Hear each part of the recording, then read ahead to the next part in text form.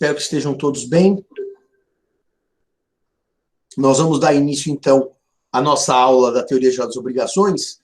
E hoje nós vamos trabalhar, eu vou mostrar para vocês aquele nosso roteiro que o Marcelo pôs na aula de ontem. E por esse nosso roteiro, como vocês percebem, nós temos, a partir de agora, que trabalhar o item 1.5, que é o lugar do pagamento. Porque, afinal, nós trabalhamos na aula passada o item 1.4, que foi a quitação. Então, nós vamos começar a trabalhar o lugar do pagamento. Quando se fala em lugar do pagamento, a gente volta a uma ideia que eu trouxe para vocês lá atrás, quando nós trabalhamos o chamado favor debitores. Quando nós trabalhamos o chamado favor debitores. Vocês se lembram, por aquela conversa que tivemos no início do curso, ainda presencialmente, que um dos princípios do direito das obrigações, uma das regras de ouro do direito das obrigações, é que a lei, quando pode, facilita a vida do devedor. E na hora que ela facilita a vida do devedor, isso tem um impacto direto sobre o lugar do pagamento. Os senhores não se lembram do teor do artigo 327 do Código Civil, não se lembram. E daí vocês pensam, puxa, mas será que o devedor paga as dívidas no seu domicílio ou no domicílio do credor? Vocês têm essa dúvida. Vocês desconhecem o artigo 327 do Código Civil. E daí vocês vão pensar, bom, onde é mais fácil para o devedor cumprir a prestação? É mais fácil ao devedor cumprir a prestação no seu próprio domicílio. E, portanto, esse é o teor do artigo 327 do Código Civil. As dívidas, na ausência de combinado, convenção das partes ou de previsão legal, são pagas no domicílio do devedor.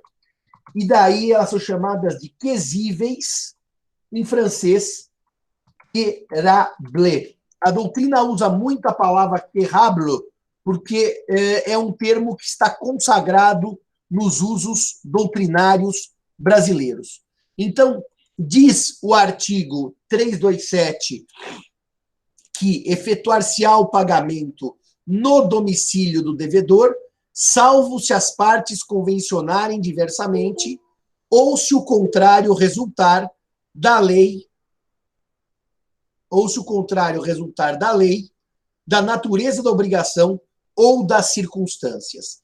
Reparem que, por regra, no sistema brasileiro, as dívidas são quesíveis. Isso decorre diretamente do chamado favor debitores. Contudo, senhores e senhoras, nada impede que eu, por acordo, diga, devedor, você deve pagar no meu domicílio, no domicílio do credor. E se as partes avançarem que o pagamento se dará no domicílio do credor ou em lugar diverso do domicílio do devedor, essa dívida é chamada de portável ou portable. Em francês, portable. Ou seja, ela é paga em lugar diverso do domicílio do devedor. Essa é a regra do artigo 327 do Código Civil. 327 do Código Civil. O 327 traz diretamente a regra do favor debitores. Agora, os senhores podem me perguntar, mas Simão, com esses pagamentos em boleto bancário, com transferência eletrônica, muitos contratos, a grande parte dos contratos não prevê pagamento indo levar portábil ou o credor indo buscar na casa do devedor querrábil. Eles não usam mais isso, usam agora pagamento por boleto, depósito em conta, transferência bancária. Aliás, em tempos de pandemia, a transferência bancária é a regra, porque os bancos presencialmente estão fechados. Quer dizer, pelo menos aqui no centro, não sei se há bancos abertos no Brasil, mas para dizer o que para vocês? Que realmente essa regra do favor debitores, do devedor pagar na sua casa, quando eu dou um boleto bancário e digo para ele paga, quer dizer, automaticamente já não faz sentido chamar a dívida de portável ou de quesível. Por que não faz sentido? Porque ele escolhe onde pagar. Então, no fundo, a dívida paga por boleto bancário, ela perde essa natureza. Por quê? Porque o devedor paga onde ele quiser. No fundo, os contratos hoje em dia, eles dão ao credor, né, dão ao devedor, nessas dívidas do dia a dia, água, condomínio, em que se emite um boleto bancário, a qualidade para ele escolha. E ele escolhe onde pagar. Então, realmente, nessas dívidas do dia a dia, chamá-las de portável ou quesível é algo absolutamente irrelevante. Porque a escolha acaba sendo do devedor, que pode pagar o boleto no banco do seu domicílio ou em qualquer outro lugar que tiver. Ele pode estar em Portugal pagando o boleto bancário por home banking. Então, isso não faz muito sentido. Nos contratos em que a entrega de objeto, de coisa, isso faz total sentido. Porque ou entrega o cavalo na casa do credor e a dívida é portável, ou ele vem buscar na minha casa. E daí eu sou devedor e a dívida é quesível. Portanto, isso hoje faz mais sentido para entrega de coisas, de mercadoria. Mas se imaginarem há 20 anos, a minha falecida avó, por exemplo, tinha nas casas que ela alugava no interior uma regra de dívida portável. Os inquilinos, no dia 10, iam até a casa dela pagar o aluguel. Portável é porque eu carrego, eu porto. Então, eu saio de casa.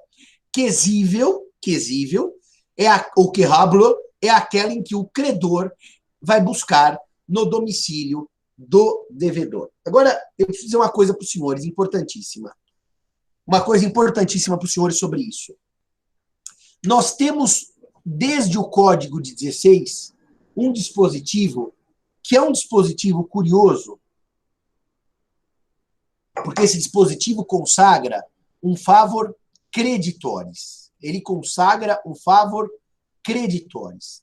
É o artigo 327, parágrafo único. Esse dispositivo não tem precedente em outros códigos civis, dos nossos primos da família romano-germânica. Esse dispositivo vai dizer, no parágrafo único, que existindo 2 ou mais lugares para o pagamento, quem escolhe onde pagar é o credor. E, portanto, o direito de escolha passa a ser do credor. Eu já tentei buscar a origem dessa regra no Código de 16, inclusive naqueles 7 livros dos debates das emendas do Código de 16 que tem aqui na biblioteca, e eu não achei a origem da regra. Eu não achei. Eu achei até a origem de uma regra que rompeu a sucessão por estirpe e criou a sucessão por cabeça no Código de 16, que foi uma revolução em termos de sucessão. Mas essa regra eu não achei a origem. Mas saibam, então, que em uma situação excepcionalíssima de haver mais de um lugar para o pagamento no contrato, a escolha é do credor. Mas, Simão, a gente não pode pôr no contrato que, apesar de haver mais de um lugar para pagamento, a escolha prossegue sendo do devedor? Claro que pode. Mas, na ausência de regra contratual expressa, a escolha será do credor. Há um outro dispositivo sobre o lugar do pagamento, que é o artigo 328 do Código Civil. O artigo 328 do Código Civil, ele vai dizer que se o pagamento consistir na tradição de um imóvel ou em prestações relativas ao imóvel, far-se-á no lugar onde situado o bem. Portanto, quando eu penso em entrega, em tradição de imóvel, é uma tradição simbólica, porque normalmente é a chave que é entregue representando o imóvel, essa entrega se dá no domicílio, no local em que o imóvel é situado. Há um amplo debate sobre o que seria prestações relativas ao imóvel. Quando eu escrevi aqui o meu Código Civil comentado, eu fiz uma longa pesquisa sobre essas prestações relativas ao imóvel e eu percebi o seguinte, que a doutrina diz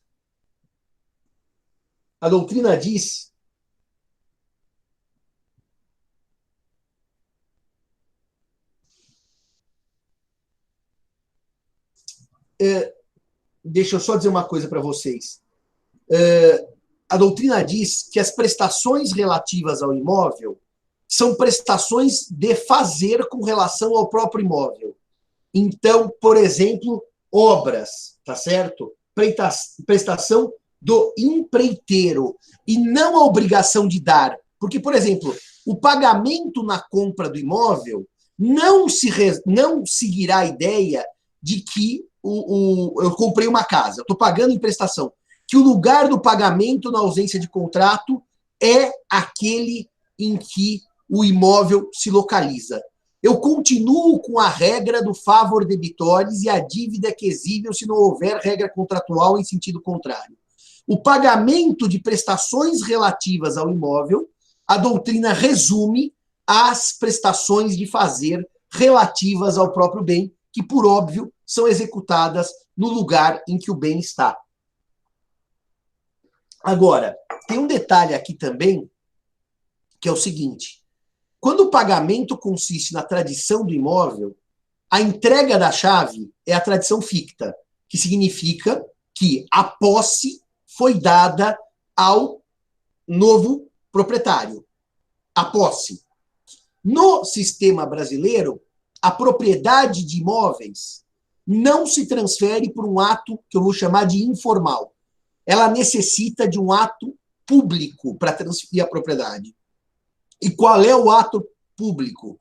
O registro do ato aquisitivo junto ao registro de imóveis. Simão vai comprar a casa da Bruna. Simão acabou de pagar as prestações para a Bruna. Bruna e Simão vão ao cartório e fazem uma escritura pública de venda e compra. Bruna entrega as chaves a Simão. Simão ainda não é proprietário da coisa.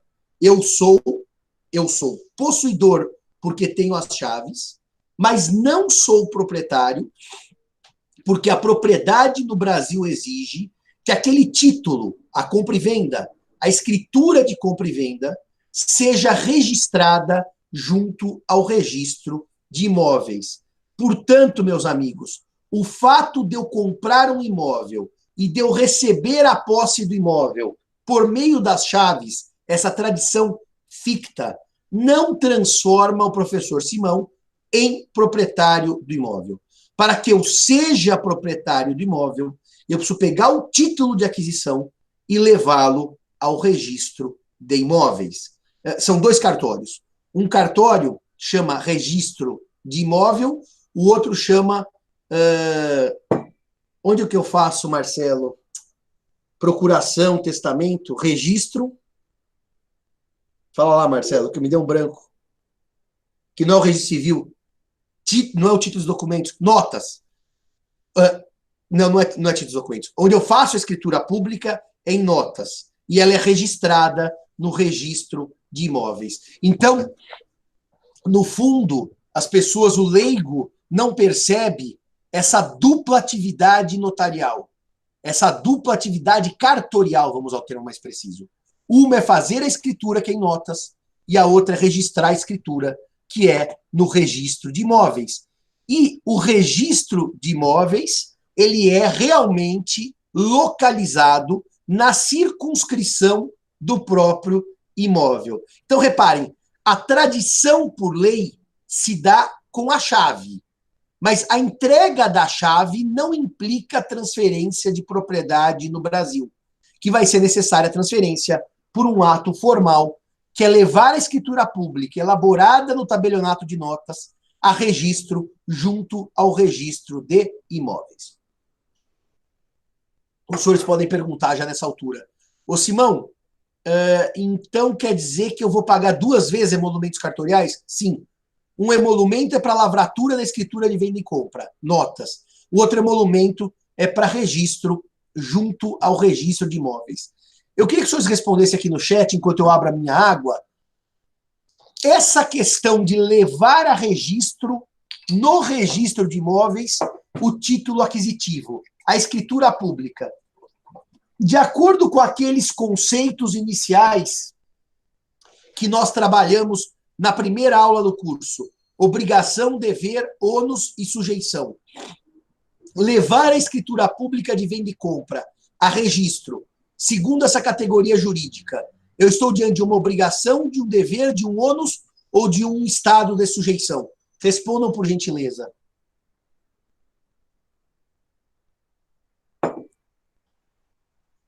Ônus, ônus, ônus, ônus, ônus, ônus. Todos estão corretos. É um ônus. Porque no momento que eu levo a registro, eu tenho uma vantagem.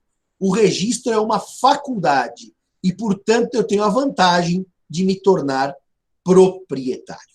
Agora nós temos 2 dispositivos sobre o lugar do pagamento que não existiam no Código Civil de 16. Henrique, deixa eu dizer uma coisa. Você chegou a me mandar por e-mail e eu me perdi, ou você não me mandou ainda a lei seca dos modos indiretos de pagamento? Que eu logo vou começar os modos indiretos de pagamento. Não sei se você já me mandou, Henrique. Eu que te mandei, professor. Você que me mandou? Cairala, manda de novo que eu não estou lembrando onde tá bom? Que eu me perdi aqui. Ou será que eu já salvei aqui? Deixa eu ver uma coisinha. O artigo 329, não está aqui salvo mesmo, Marcelo, devo ter perdido em algum lugar. Depois você, por favor, me dá uma olhada se manda de novo isso. O artigo 329, ele é uma novidade no sistema brasileiro. Ele não existia no Código Antigo. E ele vai dizer que, ocorrendo motivo grave para que não se efetue o pagamento no lugar determinado, poderá o devedor fazê-lo em outro, sem prejuízo para o credor. Ocorrendo motivo grave. Posso dizer para os senhores? Motivo grave é a pandemia. Eu sempre dei como exemplo, quando Sarajevo foi bombardeada, eu sempre dei, por exemplo, uma localidade da África tomada pelo vírus Ebola, e hoje nós temos uma pandemia. O 329 é um artigo que volta a ter interesse por conta da pandemia. E o credor tem que entregar a mercadoria, o devedor tem que entregar a mercadoria no domicílio do credor, onde hoje há um foco viral gravíssimo que coloca o devedor em risco de morte. O artigo permite que o devedor entregue em lugar diverso. Reparem, senhores, em lugar diverso, sem prejuízo do credor. O que significa sem prejuízo do credor? Que o custo de levar a um lugar diverso ou de pagar em um lugar diverso, esse custo é arcado pelo devedor. Mas espera aí, Simão, existe um motivo grave? Sim, existe. E a lei imputa ao devedor o ônus, vamos dizer assim, econômico do contrato de pagar em lugar diverso? Sim, a lei faz isso de maneira deliberada. Eu digo nos meus comentários, se não me engano, eu disse isso aqui, mas eu digo sempre em sala de aula, que a situação ela é curiosa porque, na verdade, a lei poderia dividir os prejuízos desse pagamento em lugar diverso do contratado, porque é por motivo grave, não ao devedor, mas dividir meio a meio, entre o credor e o devedor. E a lei aqui faz uma opção. O devedor não precisa se expor a riscos, mas o devedor paga, em lugar diverso do contratado, as suas custas e as suas expensas. No fundo, aqui nós temos também um favor creditoris, de certa maneira. Por quê? Porque o devedor não é obrigado a se colocar em risco, mas o custo de entregar em lugar diverso é um custo que a ele, devedor, cabe. Mas vocês podem estar se perguntando aí, mas peraí, Simão, nós estamos em pandemia, certo? Certo. Você tem uma empresa de papel higiênico, certo? Certo. O supermercado XPTO compra o papel higiênico, certo? Compra, certo. E daí, nessa hipótese, você pode entregar o papel higiênico em lugar diverso do contratado? Afinal, São Paulo tem uma pandemia na capital, você não entrega o papel higiênico na capital e entrega o papel higiênico no Acre? Quer dizer, isso não faria menor sentido em termos técnicos. Nessa hipótese em que é impossível prestar em lugar diverso, a lei aqui pensou, meus amigos, sempre para pagamento em dinheiro. Por que ela pensou para pagamento em dinheiro? Porque se eu estou numa plena pandemia e eu devo ao Henrique 5 mil reais, e eu deveria ir até a casa do Henrique pagar, só que nós estamos confinados com risco de vida. Eu ligo para o Henrique e digo assim, Henrique, eu não vou até sua casa pagar, eu vou fazer uma transferência bancária. Ele, em tese, tem que aceitar, porque eu, Simão, vou pagar a tarifa de transferência bancária. O custo da transferência bancária, apesar de eu não poder pagar por conta de uma pandemia, é do devedor Simão. E, portanto, se for a entrega de certa mercadoria, pode ser que o artigo não tenha aplicação prática. Seja simplesmente impossível que o devedor pague em lugar diverso do contratado. As despesas são dele, devedor.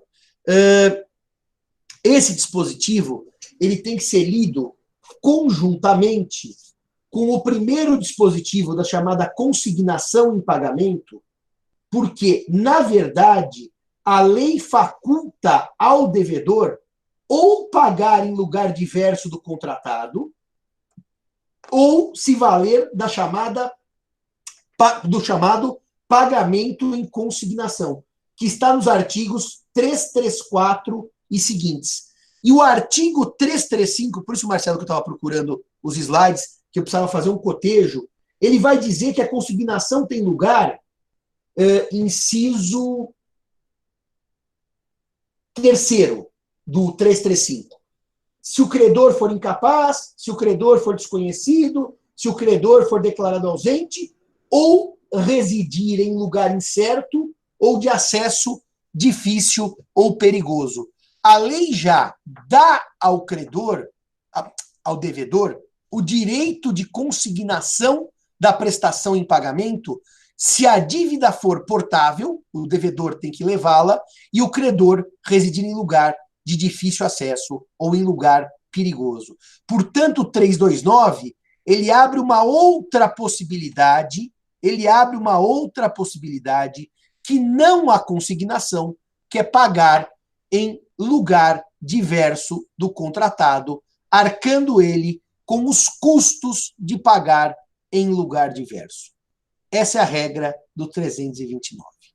Mas a regra mais bonita, na minha opinião, de todo o Código Civil novo, do antigo depois eu mostro para vocês qual é a regra do 330.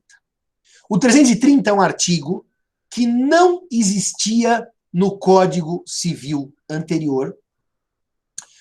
É criação, portanto, do Código atual.